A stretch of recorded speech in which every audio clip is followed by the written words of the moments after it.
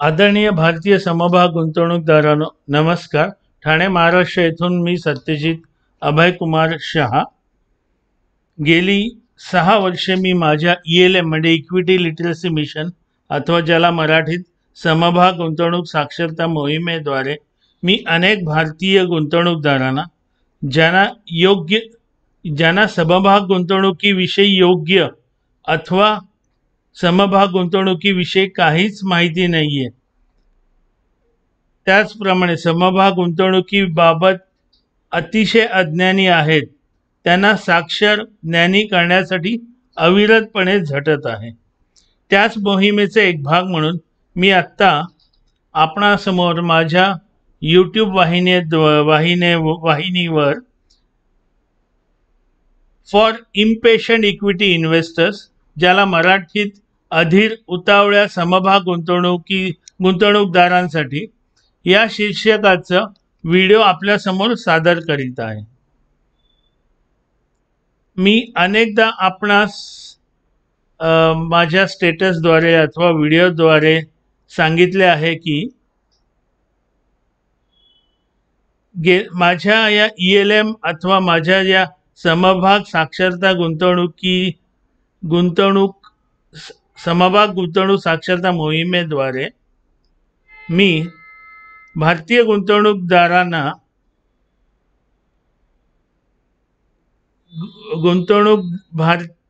भारतीय नागरिकांना समभाग गुंतवणुकीविषयी साक्षर करण्याचा प्रयत्न करीत असतो. पहिली 2-3 वर्ष काय झालं, माझ्या मोहिमेच्या अनुयायांनी म्हणजे जे माझे स्टेटस पाहत होते, त्यांनी माझे स्टेटस पाहून त्यांना हळूहळू कळायला लागलं. पण अनेकांची म्हणजे तयारी होईना की समभाग गुंतवणुकीत शिरायचं. म्हणजे तोपर्यंत त्यांच्या लाडक्या 5%, 6%, 4% देणाऱ्या गुंतवणुकीच्या साधनातच गुंतवणूक करत होते. त्यानंतर काहींनी माझ्या स्टेटसमधली माहिती वाचून मग स्वतः हळूहळू विचार करून समभाग गुंतवणुकीत उतरण्याचे ठरवले. पण जेव्हा महामनी.com या एका YouTube वाहिनीवर त्यांनी जे काही पॉडकास्ट केलं होतं, माझी मुलाखत घेऊन 2 भागात सादर केलं होतं, ते सादर केल्यावर अनेक व्यक्तींनी माझ्याशी संपर्क साधला व अनेक गोष्टी जाणून घेतल्या. त्यांना काही गोष्टीमध्ये शंका होती, त्या दूर करून घेतल्या व बहुतेक त्यानंतर काहींनी माझे स्टेटस पाहून नियमितपणे समभाग गुंतवणूक चालू केली. आणि नेमकी गंमत पहा, 24 सप्टेंबर 2024 पासून आज तागायत भारतीय समभाग मंडईत चढ उतार म्हणजे ज्याला आजच्या मराठीत व्होलॅटिलिटी चालूच आहे.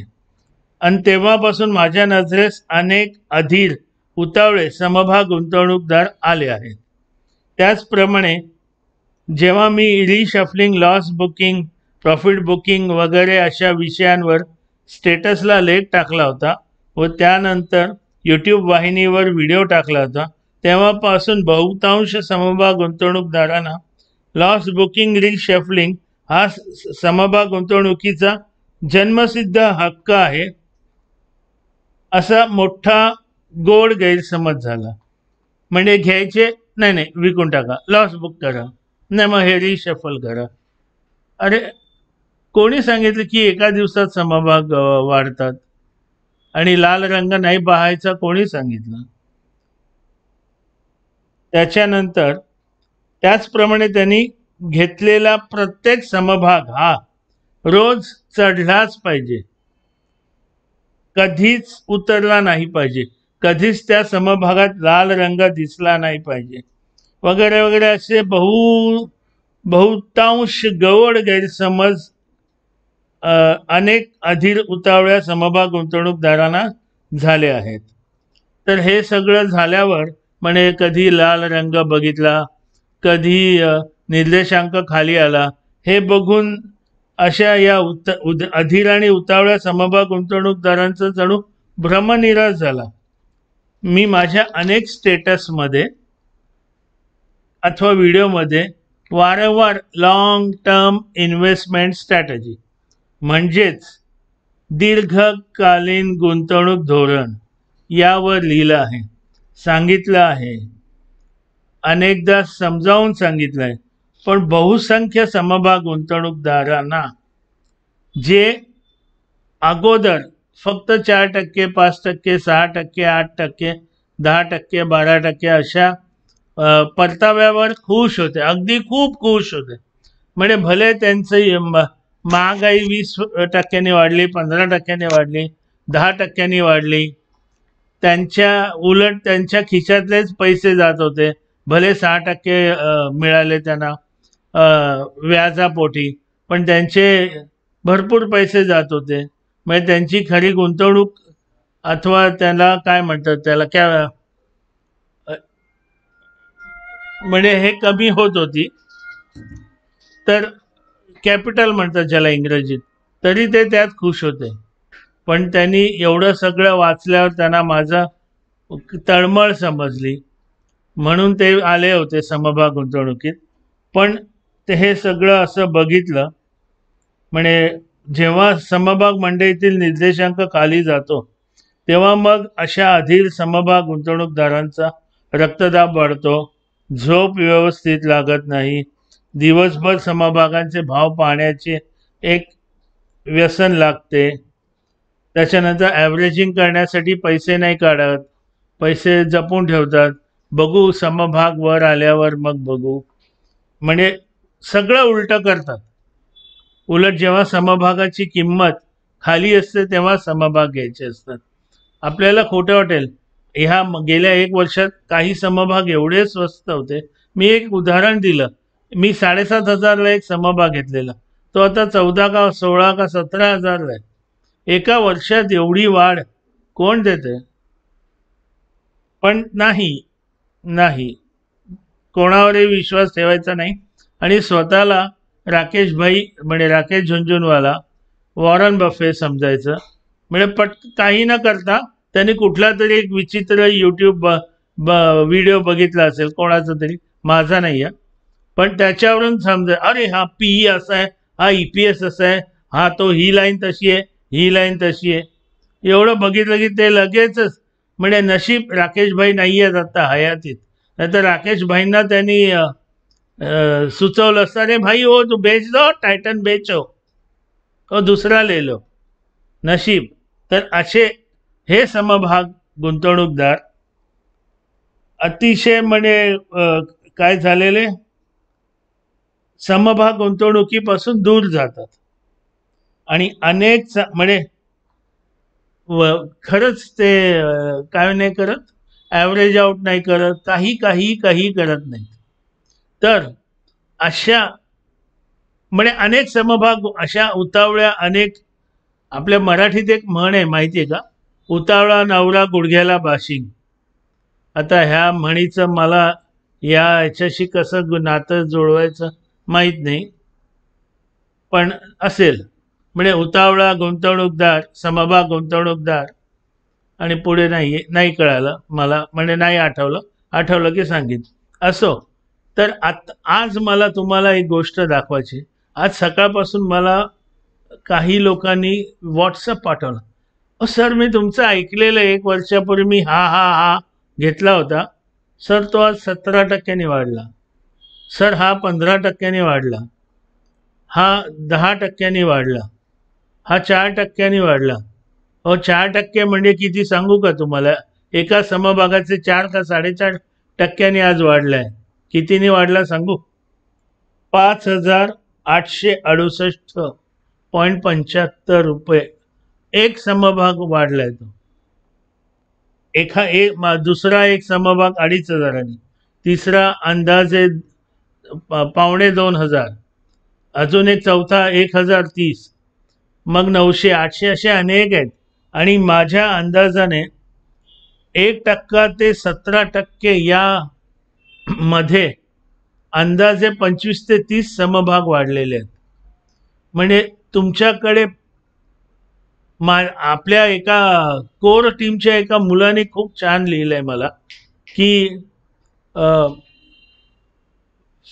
पेशन्स आणि हे पेशन्स आणि फेथ हे आवश्यक आहे, हे त्याचं वाक्य आहे. म्हणजे मला खूप आवडलं.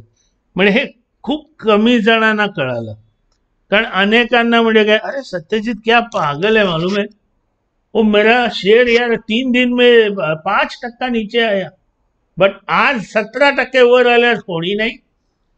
काही 3-4 जण जे मला व्यवस्थित ओळखतात की मी कधीच चुकीचं काही सांगितलं नाही. पण जेव्हा 1 वर्षात जेव्हा मार्केट व्होलाटाईल असतं, मार्केट खालीवर होतं, तेव्हा ज्याला इनस्टेबिलिटी म्हणतात, स्टेबिलिटीमध्ये कसं तुम्हाला सगळं मला म्हणजे मला चित पण पाहिजे, पट पण पाहिजे, बॅटिंग पण पाहिजे, त्याच वेळेला बॉलिंग पण पाहिजे, हे असं कसं शक्य नसतं. तर मला आज अतिशय आनंद झाला की अशा तुम्ही अधीर अथवा उतावळ्या समभाग गुंतवणूकदारांनो, हे जरा समजून घ्या. बघा तुम्ही की कसे वाढतायत समभाग. अहो आत्ताशी तर सुरुवात होते बुल रनला. आता तुमचं म्हणणं बुल रन आले की कधीच खाली नाही गेलं म्हणजे कोण शिकवतं तुम्हाला? तुम्ही कुठल्या शाळेत शिकून येत असलं? अगोदर समभाग गुंतवणूक काय हे समजून घ्या. रोज आमचा समभाग वर गेलाच पाहिजे, कमीत कमी 6 ते 10% गेला पाहिजे. काय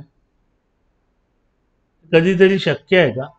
हा समभाग गुंतवणूकदार, हे समभाग गुंतवणूक आहे.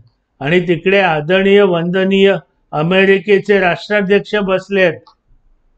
रात्र असो दिवस असो काही त्यांच्या डोक्यात येत आणि ठाक करून ते नियमच काढून टाकतात. यांच्यावर एवढं, यांच्यावर एवढं, हे यांच्यावर नाही, त्यांच्यावर नाही, तो माझा मित्र आहे, यांच्यावर नाही. होणार ना थोडाफार समभाग गुंतवणुकीवर परिणाम होणार. पण मी खरोखर सांगतो, आपले पंतप्रधान कौतुकास्पद आहेत. एवढे कोणीही किती फसवलं, किती गोड बोललं, तरी हे फसले जात नाहीये. असो, मला राजकारणावर बोलायचं नाहीये, पण मी पुन्हा सांगतो, अधीर उतावळे गुंतवणूकदारांनो, गुडघ्याला बाशिंग लावून बसू नका. शांतता ठेवा. मी अनेकदा सांगितले, have faith, have patience, have conviction. आता तुम्ही हे नका मला सांगू मी मराठी आहे त्याच्यामुळे मला ते कळत नाही. हे अगदी चुकीचं आहे हे उत्तर. आमचे शरद भाऊ अकोल्याचे जे स्वतः शेतकरी आहेत, ज्यांचं शिक्षण माझ्या मते मला जे आठवतंय 12वी कॉमर्स आहे, त्यांनी मला सुरुवातीला लिहिलेलं, मला मराठी येत नाही पण मी भाषांतर करून वाचतो.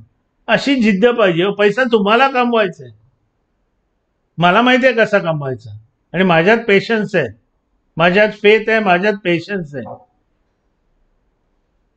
आज ज्या मला महिलेनी कळवलं 1 वर्षापूर्वी, तुम्ही हा मला सांगितलं, मी नाही कोणाला सांगितला, पण त्यांनी माझं स्टेटस वाचून गुंतवणूक केलेली, तर आज एकदम 17% वाढला.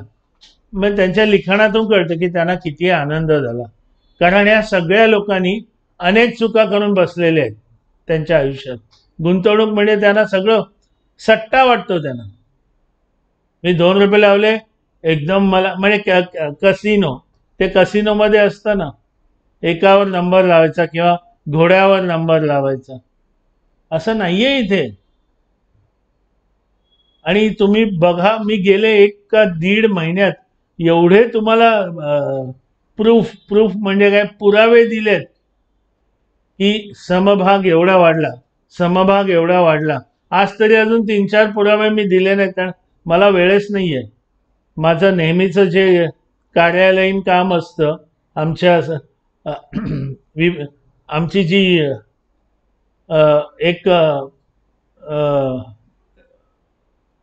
आमची जी एक कंपनी आहे, त्याचं काम मी बऱ्याचपैकी करत होतो, नाहीतर मला मी अनेक देऊ शकलो असतो.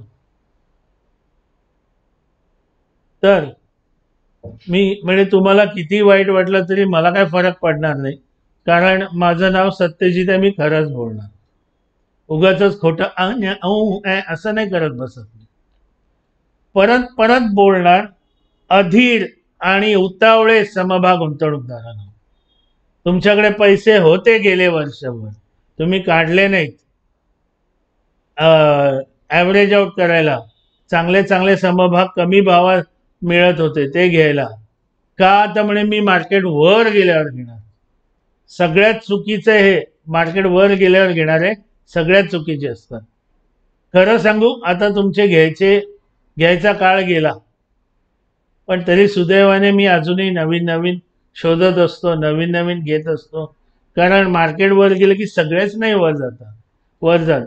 काही मिळतात, खूप छान भावात मिळतात. ते सुद्धा माझे एकेका महिन्यात, दीड 2 महिन्यात 70-80% पण वाढलेले आहेत. माझ्याकडे सगळं हे बघा, हे सगळं एवढी अख्खी वही भरून सगळं आहे, याच्यात सगळी माहिती आहे. आणि मी बिना पुरावा कधीच बोलायला जात नाही. तर अधीर आणि उतावळे समभाग गुंतवणूकदाराने नका करू अधीरपणा, नका करू उतावळापणा. एवढं उत्पन्न किंवा एवढा परतावा या सध्याच्या जगात कोणीही देत नाही. फक्त तुमच्याकडे पेशन्स पाहिजे. आणि आपण दीर्घकालीन गुंतवणूकदार आहोत. म्हणजे आज माझं ते नेहमीचं वाक्य, आज शादी कल बच्चा, असं कधी होत नसतं. तुम्हाला कधी असं दिलंय बँकेनी, एफडीनी, म्युच्युअल फंडनी? अहो तुम्ही काढून बघा म्युच्युअल फंडमध्ये तुम्हाला किती मिळाले. तुम्ही फक्त तो आकडा बघता शेवटचा.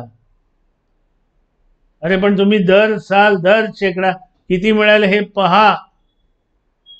आणि इथे समभाग गुंतवणुकीत मात्र अगदी दुर्बिणीतून बघणार. लाल आला, लाल आला, लाल. लाल येणारच, पण तो हिरवा आल्यावर एवढा हिरवा असतो ना, तो जरा थोडस म्हणजे थोडस शांतता ठेवा ना. पटकन तुम्हाला कधीच मिळणार नाही, एक लक्षात ठेवा. आणि तुम्ही एवढे अधीर आणि असे असाल, उतावळे असाल ना, नका येऊ याच्यात. तुम्हाला ही बँक, ती बँक हे करत बसा छानपैकी. ते सुद्धा आपणास माहीत नसेल की माझ्या मते प्रत्येक बँकेतल्या ठेवीं, बहुतेक 5 लाखाच्या ठेवींवरच त्याच्यावर इन्शुरन्स असतो. म्हणजे अनेक बँका आता बंद पडलेल्या अवस्थेत आहेत. अनेकांचे करोडो लाखो पैसे अडकलेले आहेत. त्यांना 5 लाखापर्यंत ते सुद्धा रडून अजून काही बँकांचे अजून 10 वर्ष झालेले मिळालेले नाहीत पैसे. तर ज्यांचे 50 लाख आहेत त्यांना 5 लाख मिळत आहेत. आणि मी असं नाही म्हणत की माझे सगळे अंदाज खरे ठरतात. मी कुठे म्हटले? मी जे खरे ठरलेले तोच देणार ना पुरावा. पण कधी कधी माझे अंदाज चुकतात, पण मी स्वतः पटकन रिशफलिंग करतो. कारण तिथे अजून खाली जाण्यापेक्षा मला वर जायचं असतं. ती कला पण मी शिकलो. पण माझे काही चुकून खाली गेलेले आत्ता पुन्हा वर जाताना दिसत आहेत. आत्ताच मला एक फायनान्सचा समभाग बघितला मी, तो आज 52 वीक्स हाय गेलाय. तर आत्ता जे मी माहिती काढली, अंदाज वेळ नव्हता, तर माझे 52 वीक हाय 3 का 4 समभाग गेले. आणि बाकी अंदाजे 1 ते 17% यामध्ये आजच्या दिवसात कमीत कमी 32 ते 36 समभाग वाढलेले. माझ्या मते मी तर खुश आहे आज ज्या प्रकाराने वाढले. तुम्ही अजूनही असेच उतावळे राहणार असाल, अधीर राहणार असेल, तर एकच सांगू शकतो, धीर धरी समभाग गुंतवणुकीत धीर धरी. नमस्कार. अशाच काही विषयांवर, चांगल्या विषयांवर, म्हणजे तुम्हाला वाटत नसेल, मला वाटतं चांगला विषय, आणि मी खूप सखोल अभ्यासाअंती हे बोलत असतो. तुम्हाला हे असे व्हिडिओ आवडले असतील, कृपया स्वतः लाईक करा, शेअर करा, कॉमेंट करा, सबस्क्राईब करा, बेल आयकॉनवर क्लिक करा. आपल्या आप्तेष्ट नातेवाईक, मित्र मंडळी, सगळे सोयरे सगळ्यांना ह्याच्यात सबस्क्राईब करायला सांगा माझ्या यूट्यूब वाहिनीला. त्याचप्रमाणे तुम्ही त्या बेल आयकॉनला क्लिक करा. नमस्कार. पुन्हा भेटू अशा चांगला विषय घेऊन. जय हिंद.